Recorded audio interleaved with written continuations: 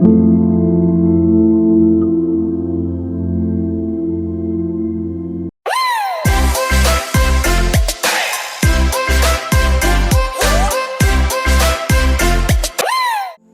മിശിഹായ്ക്ക് സ്തുതിയായിരിക്കട്ടെ.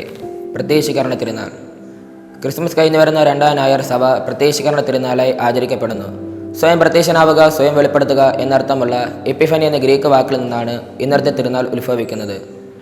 4 സുവിശേഷങ്ങളിൽ വിശുദ്ധ മത്തായിയുടെ സുവിശേഷത്തിൽ മാത്രമേ ജ്ഞാനികളുടെ സന്ദർശനത്തെപ്പറ്റി വിവരിക്കുന്നുള്ളൂ.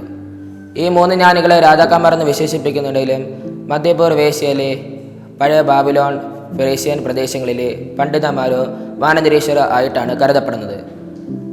ക്രിസ്തുവിനെ തേടി അവിടത്തോട് ഐക്യപ്പെടാനുള്ള ആത്മാവിൻ്റെ യാത്രയായിട്ടാണ് സുവിശേഷത്തിലെ 3 രാജാക്കന്മാരുടെ സംഭവം വെളിപ്പെടുത്തുന്നത്.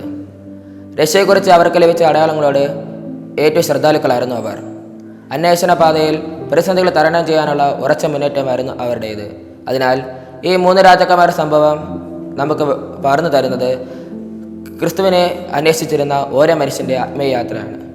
ബെത്ലഹേമിൽ തങ്ങളുടെ യാത്രയുടെ ലക്ഷ്യം കണ്ടെത്തിയ അവർ സന്തോഷത്തിൻ്റെ പ്രതീകമായി വലിയ സമ്മാനങ്ങൾ കാഴ്ചവെക്കുന്നു. ഈ കാഴ്ചവസ്തുക്കൾക്ക് പിൽക്കാലത്ത് പ്രതീകാത്മകമായ വ്യാഖ്യാനങ്ങൾ ലഭിക്കുകയുണ്ടായി.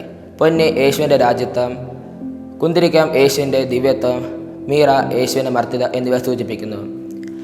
യഹൂദ പ്രമാണികൾ യേശുവിൻ്റെ ജനനം എവിടെയായിരിക്കുമെന്ന് വായിച്ചറിയുന്നുണ്ടെങ്കിലും അന്വേഷിക്കുന്നില്ല. എന്നാൽ ജ്ഞാനികൾ അറിയുക മാത്രമല്ല, അന്വേഷിക്കുകയും ക്രിസ്തുവിനെ കണ്ടെത്തുകയും ചെയ്യുന്നു. ക്രിസ്തുവിനെ കണ്ടുമുട്ടിയ അവർ കുമ്പിട്ടാരാധന ശേഷം പുതിയ വഴിയിലൂടെ സഞ്ചരിക്കുന്നു. നമുക്കും ക്രിസ്തുവിനെ കണ്ടുമുട്ടുന്നവരായി മാറാം. പാവത്തിൻ്റെ പഴയ വഴി ഉപേക്ഷിച്ച് രക്ഷയുടെ പുതിയ വഴിയിലൂടെ സഞ്ചരിക്കാം. ആമേൻ.